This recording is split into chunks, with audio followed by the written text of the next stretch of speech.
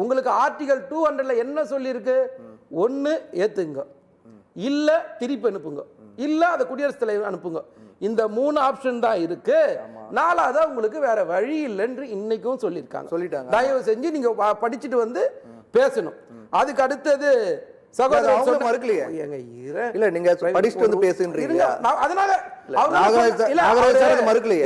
இன்னைக்கு தலைப்புக்கும் அவர் பேசுறதுக்கு எங்கேயா சம்பந்தம் இருந்ததா?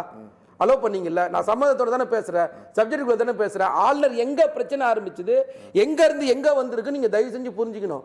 அதே மாதிரி நீங்க கொடுக்குற மசோதாவெல்லாம் நாங்க ஏத்துக்கணுமா அப்படின்னு கேட்டார். அந்த 10 மசோதா என்ன சார் மசோதா?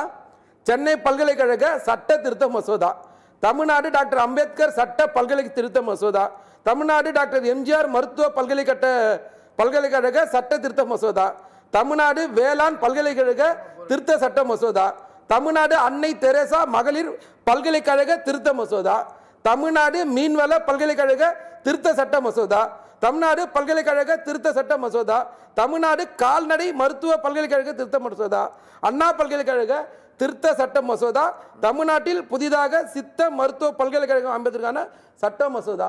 இந்த 10 கல்வி சம்பந்தப்பட்டது சார். உங்க இஷ்டத்துக்கு வருஷ கணக்கில் காய்ச்சி போடுவீங்க, நாங்க உட்காந்து வேடிக்கையை பார்க்க முடியும்?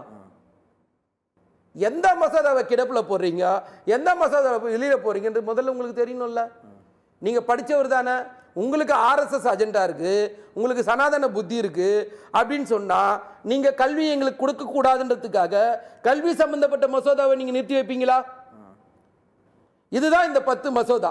இதை எல்லா மாநிலங்களும் ஒரு சப்ஜெக்ட் சம்பந்தப்பட்டது. தமிழ்நாடு மட்டும் ஏன் எதுக்கத்தாலும் நீதிமன்றத்துக்கு போகுது?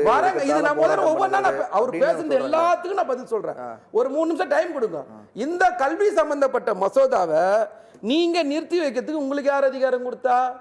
அதைத்தான் உச்சநீதிமன்றம் சொல்லுது. உங்க இஷ்டத்துக்குலாம் நீங்க நிறுத்தி வைக்க முடியாது, அந்த அதிகாரம் உங்களுக்கு இல்லை அப்படின்னு சொல்லுது.